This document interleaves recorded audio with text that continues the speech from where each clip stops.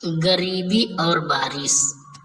बिहार के गोपालगंज जिले में रामदीन नाम का एक गरीब मजदूर रहता था। परिवार में उसकी पत्नी मंगला और बेटी निशा थी। एक दिन सुबह के वक्त रामदीन अपनी पत्नी से कहता है, मंगला, कुछ खाने को दे दे, फिर मैं जाकर देखूं शायद कोई मजदूरी का काम मिल जाए। तेरा भी पूरे दिन भूखा रहना यह आने वाली बच्चे के लिए यह गलत है। मुझे अब रोजाना कड़ी मेहनत और मजदूरी करनी होगी। मंगला अपने पति से कहती है, अरे आप मेरी चिंता मत किया करो, तुम दोनों के साथ थोड़ा बहुत खा तो लेती हूँ। यह देखो, आधी चाय तुम्हारी, आधी चाय मेरी। ये थोड़ी सी भुजिया रखी है, चाय के साथ खा लो बेटी निशा। वहीं बैठी थी वह अपनी माँ से कहती है, माँ कुछ खाने को दे दो ना, भूख लगी है। मंगला बेटी से कहती है, रुक, मैं तेरे लिए रोटी बनाती हूँ, फिर तू खा लेना। रामदीन बीच में ही बोल पड़ता है, मंगला, आटा कहाँ है जो तू रोटी बनाएगी? कहती है, एक रोटी का आटा रखा हूँ, जी वही खिला दूंगी, आप चिंता मत करो। मंगला कहती है, आप काम पर जाओ। रामदीन मन ही मन दुखी हो रहा था कि क्या करूं, क्या खिलाऊं मंगला और निशा को। मंगला का भी पूरा टाइम है, वह बेचारी कुछ नहीं कहती। रामदीन बाजार में मजदूरी का काम ढूंढने निकलता है। एक दो दुकानों में काम मांगता है। एक दुकान में उसे बोरियां ढोने व होने का काम मिल जाता है, पर गोदाम दुकान से कुछ दूरी पर था। दुकान का मालिक रामदीन से कहता है, देखो, यह दुकान का लड़का तुम्हें गोदाम पर ले जाएगा।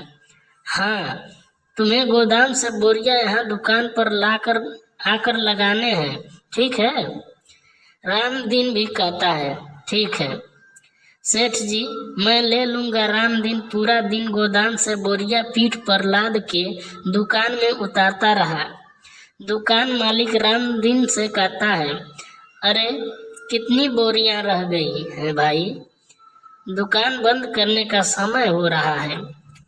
रामदीन कहता है, सेठ जी, बस 4 बोरी और बाकी है।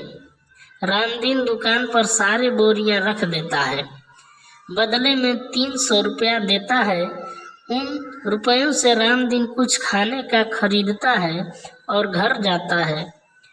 घर जाकर रामदीन अपनी पत्नी मंगला से कहता है, मंगला, यह कुछ राशन ले आया हूँ, कुछ दिन तो चल जाएगा। मंगला उस दिन दाल चावल बनाती है, जिसे देखकर निशा खुश हो जाती है।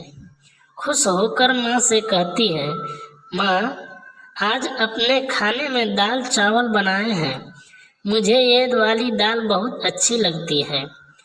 मंगला बेटी को और दाल देती है और कहती है, यह ले बिटिया, थोड़ी और दाल ले।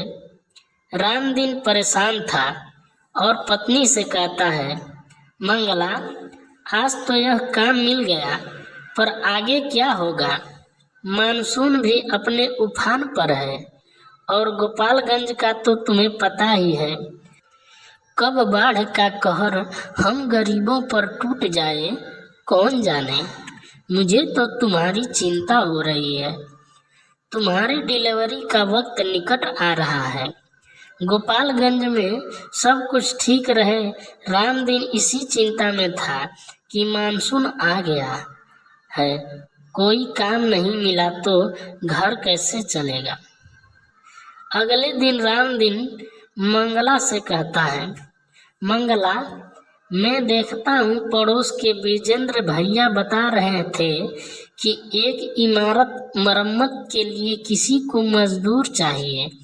मैं पता करके आता हूँ, शायद मिल जाए। मंगला रामदीन से कहती है, बाहर तो बारिश हो रही है, कैसे जाओगे? रामदीन कहता है, अरे ज्यादा दूर नहीं जा रहा, पास ही में जा रहा हूँ। रामदीन एक पन्नी ओढ़कर बारिश में काम ढूंढने निकलता है। अचानक बारिश तेज होने लगती है। वो एक चाय की छोटी दुकान पर खड़ा होकर बारिश रुकने का इंतजार करने लगता है।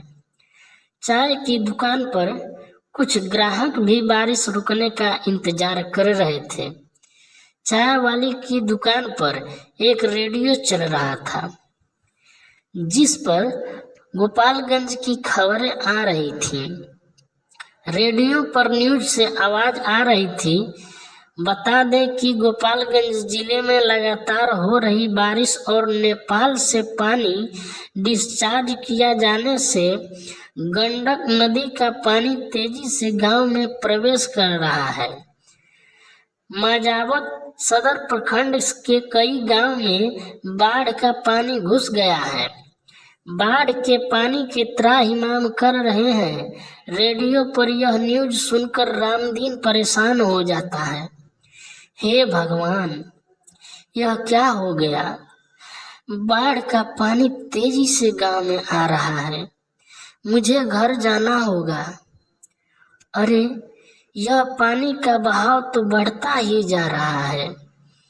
रामदीन खबर को सुनकर घबरा ही जाता है और तेजी से घर की ओर भागता है।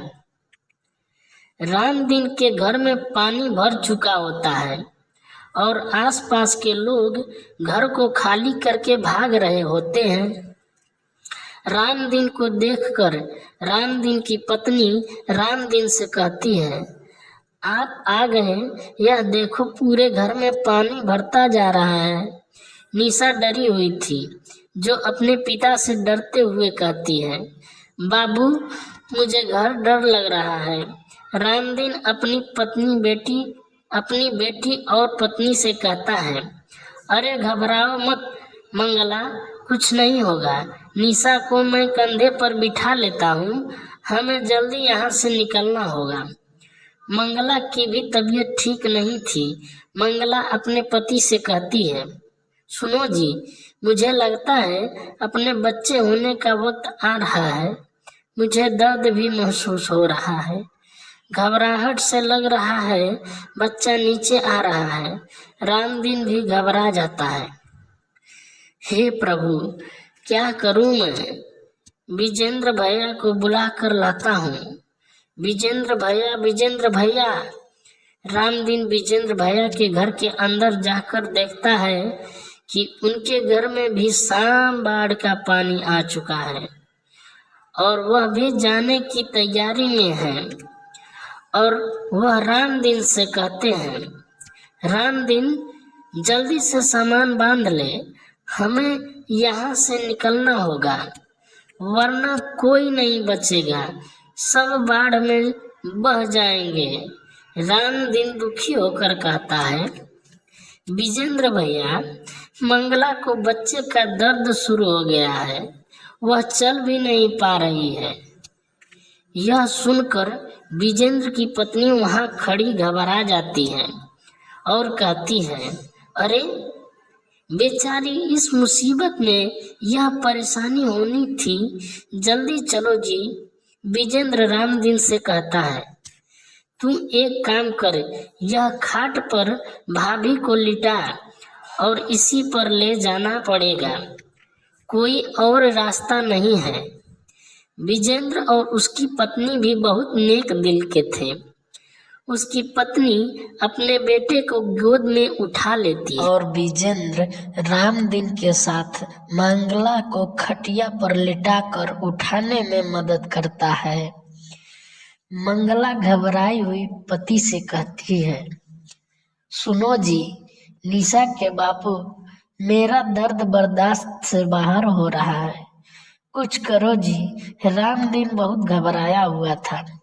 वह बोलता है, बाढ़ का पानी बढ़ता ही जा रहा है विजेंद्र भैया।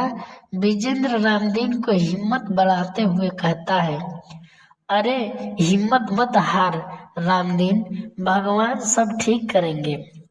लोग पानी के बहाव से बचने के लिए इधर उधर भाग रहे थे।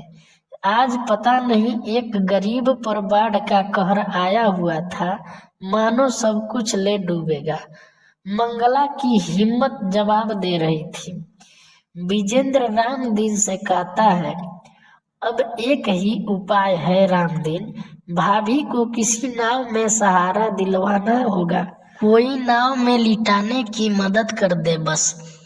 कुछ लोग नाव लेकर गुजर रहे थे, जिन्हें रामदीन रोक कर आवाज देता है, अरे अरे भैया, मेरी बीबी को बच्चा होने वाला है, अपनी नाव में जगह दे दो भैया। नाम वाला रामदीन से बोलता है, हम खुद 5 लोग हैं, हमारी नाव इतना वजन नहीं संभाल पाएगी भाई। रामदीन बहुत लोगों के आगे गिड़गिड़ाता है। मंगला की तबीयत बिगड़ने लगती है। वह मंगला से बार बार कहता है, मंगला हिम्मत रख, मंगला हिम्मत रख। उसे बस अपना सहारा विजेंद्र भैया ही दिख रहे थे। विजेंद्र भैया, मंगला को कुछ हो गया तो मैं। विजेंद्र की पत्नी रामदीन को हिम्मत बताते हुए कहती है, हिम्मत मत हारो भैया। वह सामने शायद बचाव कर्मी नाव लेकर खड़े हैं। बचाव कर्मी उन लोगों को देख लेते हैं और कहते हैं, जल्दी से उन लोगों को मदद दो, शायद वह लेडीज प्रेग्नेंट है। चलो जल्दी। बचाव टीम जल्दी नाव लेकर रामदीन के पास पहुंचती है और मंगला को नाव में लिटाया जाता है। मुश्किल के वक्त मजबूरी में भी मंगला नाव में ही एक बेटे को जन्म देती है। सब लोगों की मदद से मंगला की जान बच जाती है। कुछ देर बाद सुरक्षा कर्मी भी मंगला और उस बच्चे के साथ उन सभी को एक सुरक्षित जगह पर पहुंचा देते हैं। रामदीन सुरक्षा कर्मियों को धन्यवाद देता है, आपका बहुत बहुत शुक्रिया, आज आपने हमारी मदद की।